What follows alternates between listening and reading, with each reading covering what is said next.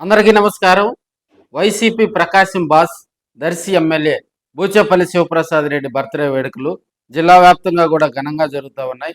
దర్శిలో, చేమకుర్తిలో, ఒంగోలులోని వైసీపీ కార్యాలయంలో కూడా కార్యకర్తలు భారీగా చేరుకొని తమ అధినేత అయినటువంటి బూచేపల్లికి మిఠాయిలు తినిపించి మరి బర్త్డే సెలబ్రేషన్ ఘనంగా నిర్వహించుకుంటా ఉన్నారు.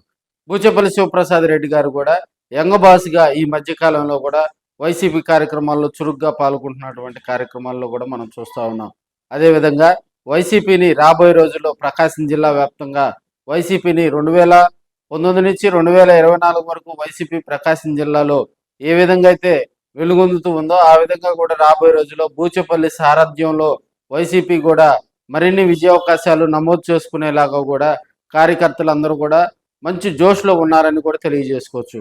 అదేవిధంగా దర్శిలో ఆయన నివాసంలో కూడా భారీగా కార్యకర్తలు అక్కడికి చేరుకొని అదేవిధంగా ఎమ్మెల్యే తాడిపర్తి చంద్రశేఖర్తో పాటు దర్శి కాన్స్టిట్యున్సీతో పాటు చుట్టుపక్కల కాన్స్టిట్యున్సీలో ఉన్నటువంటి వైసీపీ నాయకులు అదేవిధంగా ఇన్ఛార్జీలు మండల జిల్లా స్థాయి నాయకులందరూ కూడా బూచేపల్లి నివాసానికి చేరుకొని రాత్రి నుంచే కూడా కోలాహలంగా ఆయన బర్త్డే వేడుకలు సెలబ్రేట్ చేసుకుంటా ఉన్నారు. అదేవిధంగా చేమకుర్తిలో కూడా ఆయన బర్త్డే వేడుకలకు సెంటిమెంట్ కాబట్టి అక్కడ కూడా ఆయన బర్త్డే వేడుకలు ఘనంగా నిర్వహించారు.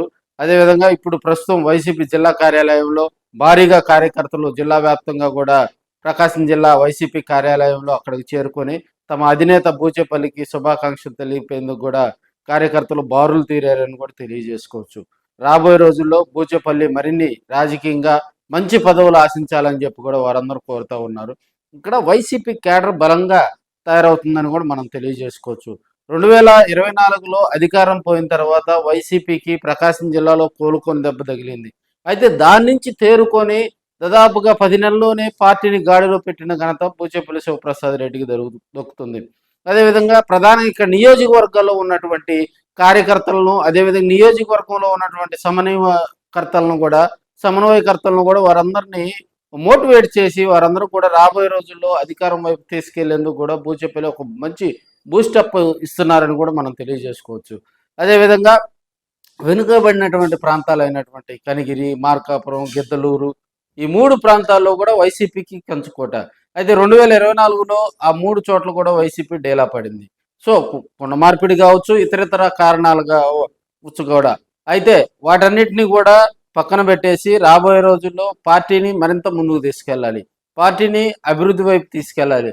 అదేవిధంగా కార్యకర్తలను గ్రామాల్లో ఉన్నటువంటి కార్యకర్తలను కూడా హక్కును చేర్చి వారికి అండగా నిలిచేందుకు కూడా బూచేపల్లి మరిన్ని కార్యక్రమాలు చేయాలని కూడా కోరుకుంటున్నాం.